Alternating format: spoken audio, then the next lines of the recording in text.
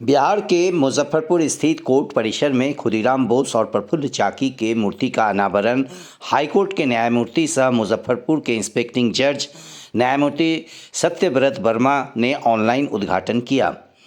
इस अवसर पर जिला एवं सत्र न्यायाधीश Manoj Kumar Singh, DM Muzaffarpur Subrata Kumar Sen, SSP Rakesh Kumar, Muzaffarpur bar association के अध्यक्ष अखिलेश कुमार सिंह, एडवोकेट एसोसिएशन के अध्यक्ष doctor Pawan Kumar, state bar council के एग्जीक्यूटिव मेंबर सचिदानंद सिंह उपस्थित रहे। मुजफ्फरपुर न्याय मंडल के 150 वर्ष पूरा होने पर कोर्ट परिसर में वर्षगांठ मनाया गया।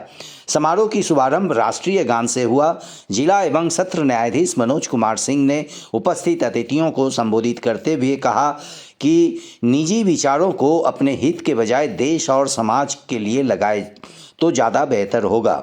जिला जज ने कहा कि उस बच्चे को मैं तो बच्चा ही कहूँगा कि वो छोटा बालक था, उसको फांसी की सज़ा दी गई और 1 महीने के अंदर उसे फांसी चढ़ा दिया गया। आज का माहौल होता तो उसे फांसी नहीं होता, वो जुबनाइल का केस होता, लेकिन उसने हंसते हंसते फांसी पर चढ़ गए एवं अपने भगवान से प्रार्थना किया कि मुझे बार बार जन्म दो माँ, मैं फिर देश का काम आ सकूं। और उसने अंतिम समय में गाया था, एक बार विदाई दे माँ घुरे आसी दिग्बे जगतवासी। इसका मतलब वो बार बार जन्म लेकर देश के काम में लगना चाहते थे और वो देश के लोगों को प्रेरित कर रहे थे कि वो भी अपने को देश के लिए समर्पण करे। तत्पश्चात मंच पर उपस्थित अतिथियों ने अपने उद्गार व्यक्त किए।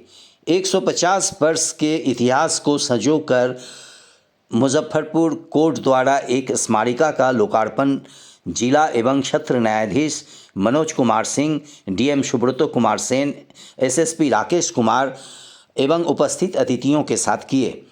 सोवेनियर की सामग्री संकलन में जो महत्वपूर्ण भूमिका निभाए उसमें जिला एवं सत्र न्यायाधीश मनोज कुमार सिंह, सेशन जज SP Shukla, district and additional session जज Praveen Kumar Singh, district and additional session जज 8 पंकज लाल, डिस्ट्रिक्ट एंड एडिशनल सेशन जज संदीप कुमार सिंह, सब जज प्रिंस भारती, मुंसिफ magistrate Sumit Kumar, judicial magistrate first class Manishankar मणि का महत्वपूर्ण भूमिका रही।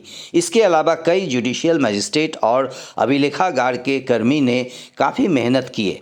सामग्री संकलन में मुजफ्फरपुर न्याय मंडल के 150 वर्ष पूरा होने पर भारत के राष्ट्रपति, बिहार के गवर्नर, लॉ मिनिस्टर, मुख्यमंत्री बिहार, सुप्रीम कोर्ट के जज, पटना हाई कोर्ट के चीफ जस्टिस के अलावे बिहार सरकार के कई मंत्री, बिहार प्रशासन के कई अधिकारी, जिला जज, मुजफ्फरपुर के डीएम, एसएसपी ने अपना शुभकामनाएं संदेश दिए हैं। हाई कोर्ट के न्यायमूर्ति एवं मुजफ्फरपुर के इंस्पेक्टिंग जज सत्यव्रत वर्मा के संदेश को संचालन कर रहे मजिस्ट्रेट ने पढ़कर उपस्थित अतिथियों को सुनाए। हाईकोर्ट के न्यायमूर्ति सत्यव्रत वर्मा की तबीयत खराब होने के कारण वो समारोह में उपस्थित नहीं हो सके एवं उन्होंने ऑनलाइन उद्घाटन किए। मुजफ्फरपुर में आयोजित समारोह में उनके सम्मान के लिए मोमेंटो, गुलदस्ता कोर्ट एवं वकीलों के संगठन के तरफ से दिया जाना था, वो जिला एवं सत्र न्यायाधीश मनोज कुमार सिंह को दिया गया। कार्यक्रम के अंत में जिला एवं सत्र न्यायाधीश मनोज कुमार सिंह ने खुदीराम बोस और प्रफुल्ल चाकी के मूर्ति पर माल्यार्पण किए। उस 17 साल 18 साल के बच्चे के अंदर ये जो जज्बा था, हम तो बच्चा ही कहेंगे क्योंकि अभी वो रहते तो जुवेनाइल कोर्ट में होते और उनको शायद फांसी की सजा नहीं होती, लेकिन उस बच्चे ने जो दिशा दी, हम लोग उसको आज भी हम लोग केवल औपचारिकताओं का निर्वाह करते हैं। ये मेरी निजी धारणा है, हो सकता है मैं गलत हूँ तो जिस किसी को भी इससे भावना को ठेस पहुंची हो तो मैं क्षमा प्रार्थी हूँ, लेकिन मुझे लगता है कि हम लोग अब केवल औपचारिकताओं में चले गए हैं। हम दिखाते हैं, किसी दिन जाकर के माल्यार्पण कर लेते हैं, किसी दिन जाकर के उनके चित्र का कुछ प्रणाम कर लेते हैं, लेकिन उनके उस विचार को अंतर में उतारने की जब बात आती है तो हमें अपने निजी हित जो है वो ज़्यादा प्रभावी हो जाते हैं। इस 150 वर्ष पूरे होने के अवसर पर न्यायमंडल ने जो काम किया है उसमें मुझे लगता है कि इस बात की भी ज़रूरत है कि हम अपने निजी विचारों को भी थोड़ा सा सही अपने हित से उठ करके देश के हित में, समाज के हित में भी अगर लगाएं तो ज़्यादा अच्छा होगा। इस न्यायमंडल का दुख देखिए कि इसी न्यायमंडल में उनको फांसी की सज़ा दी गई और वो एग्जीक्यूट हुई। कितना त्वरित गति थी। 13 जुलाई 1908 को उनको फांसी की सज़ा सुनाई गई थी और मुझे लगता है कि शायद अगस्त माह में किसी समय, प्रॉबेबली 11 अगस्त 1908 को उनको 1 महीने के भीतर ही फांसी एग्जीक्यूट कर दी गई थी। और उस एग्जीक्यूशन का भी दर्द उनको नहीं था, गाना ही गा रहे थे। किस लिए? कि मुझे बार बार माँ इस जन्म दो, मैं यह कार्य करता रहूं ताकि जगत के लोग देखें। जगत के लोगों को देखने का विचार केवल इसलिए नहीं था कि जगत के लोग जाने की शहीद खुदीराम बोस ने ये काम किया, शायद जगत के लोगों को मेरे इस प्रेरणादायी कार्य से कुछ खुद प्रेरणा मिले और वो भी कुछ करने के लिए आगे आ जाए। शायद मुझे लगता है कि उन्होंने यही सोच करके ये कहा होगा और हमेशा ये इच्छा करते रहे कि मुझे बार बार इस जगह पे आने का मौका मिला है। जिसको आज हम लोग सेलिब्रेट कर रहे हैं, उसकी बधाई देता हूं, उसकी शुभकामना देता हूं। और जिस तरीके से जिला एवं सत्र न्यायाधीश महोदय के नेतृत्व में पूरी टीम ने इस कार्यक्रम को आयोजित किया है, उसके लिए पूरी टीम बधाई की पात्र है। और हम लोग सब लोग जान रहे हैं कि इन 150 वर्षों में बहुत उतार चढ़ाव, बहुत से पड़ाव हम लोगों ने देखे हैं और एक एक कदम आगे बढ़ते बढ़ते हम लोग आज इस मुकाम पर पहुंचे हैं, जहां कैसे जो एक लिटिगेंट कह लें, एक पिटिशनर कह लें या कोई भी व्यक्ति जो इस पूरे व्यवस्था से जुड़ा हुआ है किसी न किसी रूप में, जब यहाँ पहुँचता है किसी उम्मीद के साथ, तो कैसे उनको हम बेहतर तरीके से उनकी बात को सुन करके और उचित समाधान उनका निकाल सकें। ये परंपरा रही है इस न्यायमंडल की, इस गौरवशाली इतिहास की जो है एक भावना रही है। और जिस तरह से बदलाव हो रहे हैं, चाहे वो डिस्ट्रिक्ट लीगल सर्विसेज अथॉरिटी हो या जो लोक अदालतें, और लोक अदालत में जो कीर्तिमान मुजफ्फरपुर जिला और मुजफ्फरपुर न्यायमंडल जो स्थापित करता है, जो आंकड़ा हम लोग हर एक वर्ष देखते हैं, हर एक वर्ष एक नया कीर्तिमान केसेस के डिस्पोजल का, और इसमें हम लोगों की, सब लोगों की, आप लोगों की भागीदारी है। और इस वर्ष भी इसी महीने में पुनः जो है लोक अदालत का आयोजन हो रहा है। तो ये बहुत सारे बदलाव आए हैं, चाहे वो लीगल सर्विसेज अथॉरिटी के रूप में हो, लोक अदालतों के रूप में हो, या जो टेक्नोलॉजी आई है, जो तकनीक के आने से जितनी सुविधाएं हम लोग सुविधाओं का उपयोग और उपभोग कर पा रहे हैं, वो एक बहुत बड़ी बात है। और निश्चित रूप से ये जो स्वर्णिम हमारा इतिहास रहा है उसको हम लोग और आगे बढ़ाएंगे।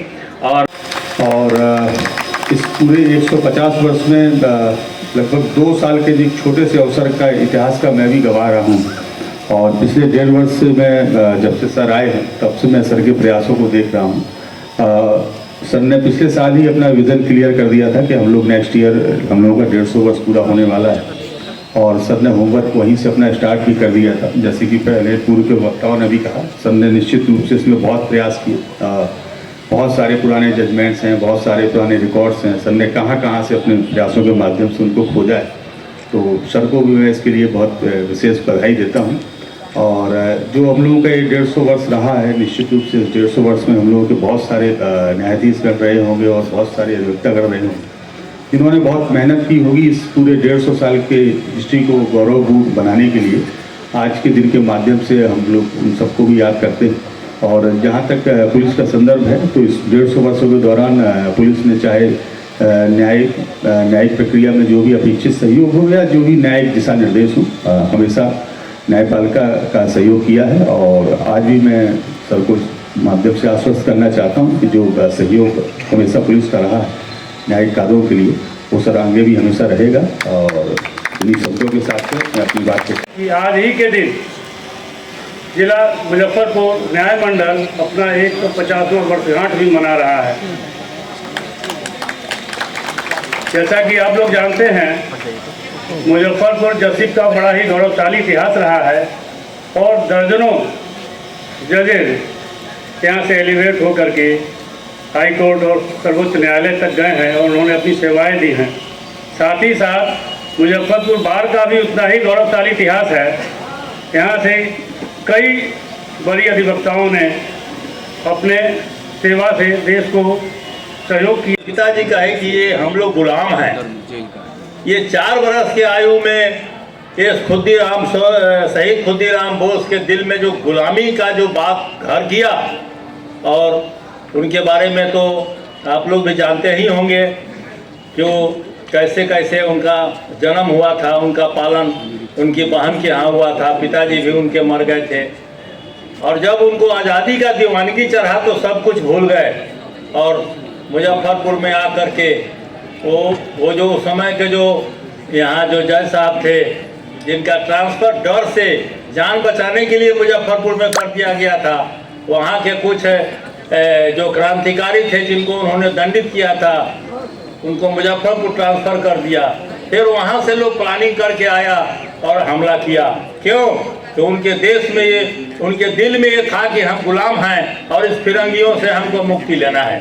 इतना आज